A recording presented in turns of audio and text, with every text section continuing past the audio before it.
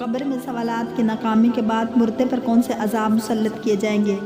نبی کریم صلی اللہ علیہ وآلہ وسلم نے فرمایا، پھر اس کو ہتھوڑے کے ساتھ مارا جائے گا، ایسا ہتھوڑا کہ اگر اسے پہاڑ پر مارا جائے تو وہ اس پہاڑ کو ریزہ ریزہ کر دے۔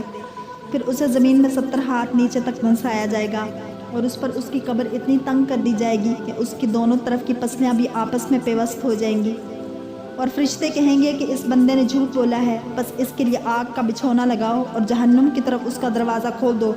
پھر وہ جہنم کی گرمی محسوس کرے گا، جہنمیوں کی چیخ و پکار اور آوازوں کو سنے گا۔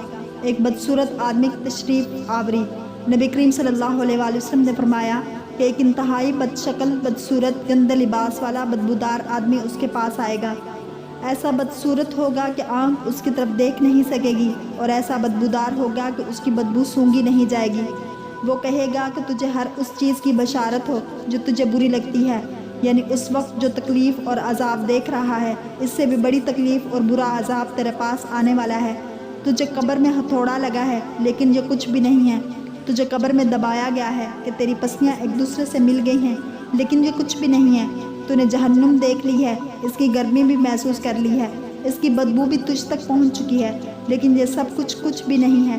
تیرے پاس اس سے بھی بڑا عذاب آنے والا ہے، اور یہ وہی دن ہے جس کا تجھ سے وعدہ کیا جاتا تھا۔ وہ اس کی طرف دیکھ کر کہے گا کہ تو کون ہے؟ تیرا چہرہ تو ایسا چہرہ ہے جو شر کے ساتھ آتا ہے۔ وہ کہے گا کہ میں تیرا برا عمل ہوں، میں تیرے لیے کوئی اجنبی نہیں ہوں، تیرے ہی ہاتھوں کا کیا ہوا عمل وہی ہوں۔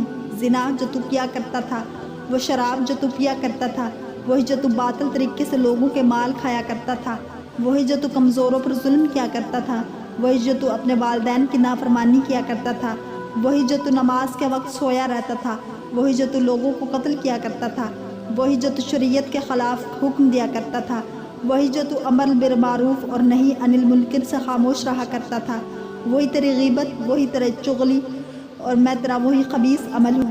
قبر میں اس کی خواہش۔ وہ قبر والا کہے گا کہ اے میرے رب، قیامت قائم نہ کرنا۔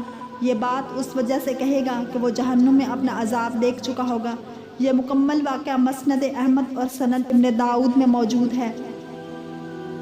اے مسلمانوں، یہ ہیں لوگوں کے ان کی قبر میں پیش آنے والے حالات۔ اگر مردے بات کریں اور تم ان کی چیخ و پکار کو سن سکو، اور اگر تم قبروں کی زیارت کرو، اگر آپ بادشاہوں، سرداروں اور بڑوں کے جنازے دیکھو، جبکہ وہ اپنی زندگی میں بڑی عزت، دولت اور شان و شوکت میں رہا کرتے تھے، جبکہ وہ اب کیڑوں مکوڑوں اور حشرات الارض کے خوراک بن چکے ہیں، اگر آج وہ بول سکیں اور اپنی قبروں سے کھڑے ہو سکیں اور اپنے کفر اتار سکیں، اور اللہ تعالیٰ ان کو اجازت دے کہ وہ لوگوں کے ساتھ بات کریں، تو ان میں سے کوئی بھی آپ کو زنا اور شراب خوری کا حکم نہیں دے گا، اور نہ ہی یہ کہے گے کہ اے جوانوں موج مستی کرو، بلکہ وہ نماز پڑھنے کا کہیں گے۔